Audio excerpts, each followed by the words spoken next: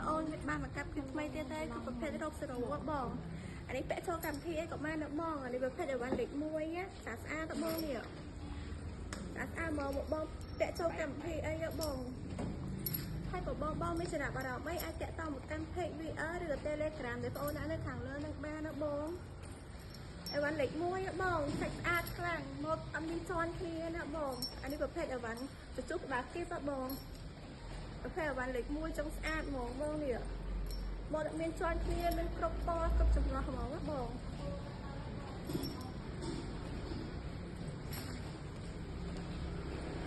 បងពាក់ចូលកម្មវិធីអីស្អាតខ្លាំងណាអ្នកលក់ឃើញក៏ចង់បានដែរបងនេះ